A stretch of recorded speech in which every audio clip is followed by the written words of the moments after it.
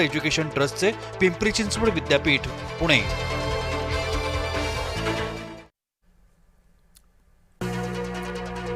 Missing लिंकवरील दरड हटवण्याचं काम सुरू। दरड हटवण्याचं काम जवळपास 80% पूर्ण।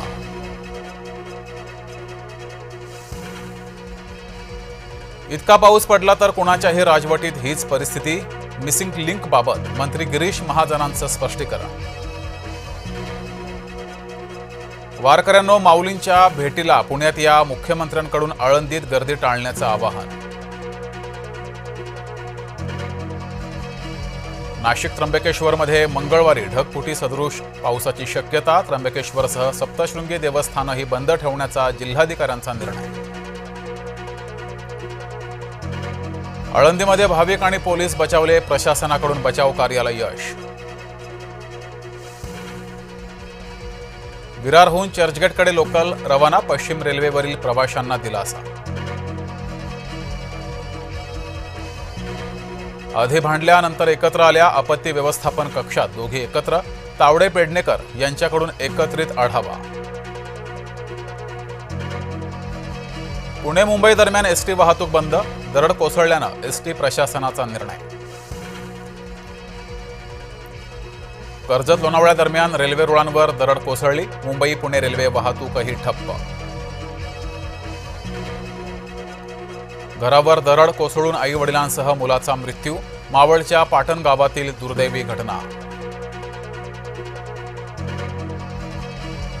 12 तासांनंतर खेडमधल्या खवटीतील दरड हटवली, मुंबई गोवा महामार्गावरील एकेरी वाहतूक सुरू। विरार आणि नालासोपाऱ्यातील अनेक रस्ते जलमय, नालासोपाऱ्यात अनेक सोसायट्यांमध्ये पाणी शिरलं। एकनाथ शिंदेने रुग्णालयातून घेतला पावसाचा आढावा, मुंबईसह कोकणातील पूरस्थितीची घेतली माहिती। महाबळेश्वरातील वेण्णा नदीवरील छोटा पूल तुटला, दुसऱ्या बाजूला अनेक पर्यटक अडकले, पर्यटकांना बाहेर काढण्यासाठी प्रशासनाकडून प्रयत्न सुरू। रायगडच्या कर्जत तालुक्यात तुफान पाऊस, उल्हास नदीनं धोक्याची पातळी ओलांडली, 30हून अधिक गावांचा संपर्क तुटला।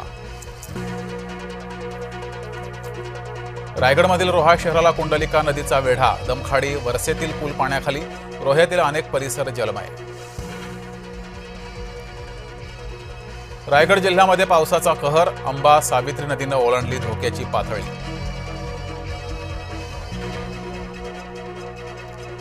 नाशिकमधील शाळा महाविद्यालयांना मंगळवारी सुट्टी, अतिवृष्टीच्या इशाऱ्याच्या पार्श्वभूमीवर मनपाचा निर्णय। अयोध्या दानचोरी प्रकरणी त्रिसदस्यीय समिती स्थापन, सुरेश हावरे त्रिसदस्यीय समितीमध्ये। अयोध्या मंदिर दानचोरी प्रकरणी चंपतराय अनिल मिश्रा यांचे राजीनामे मंजूर। पंचगंगेची पाणी पातळी 32 फुटांवर, 44 बंधारे पाण्याखाली, 14 मार्गही बंद। मावळ तालुक्यात मुसळधार पाऊस, जनजीवन विस्कळीत, जुन्या पुणे मुंबई एक्सप्रेस वेवर पाणी साचल्यानं वाहतूक ठप्प। नाशिकमधील कॉर्पोरेट जिहाद प्रकरण, आरोपी निदा खान, तौसिफ अत्तारला जामीन, दानिश शेख याचा जामीन अर्ज फेटाळला। टीईटी पेपर फुटी प्रकरणी आरोपींना दिलासा नाहीच, 4ही आरोपींना 18 जुलैपर्यंत न्यायालयीन कोठडी। पंतप्रधान नरेंद्र मोदी इंडोनेशियाच्या दौऱ्यावर, इंडोनेशियाचे राष्ट्रपती प्रेबाओ सुबियांतो यांनी केलं स्वागत, अनेक द्विपक्षीय करारांवर चर्चा होण्याची शक्यता।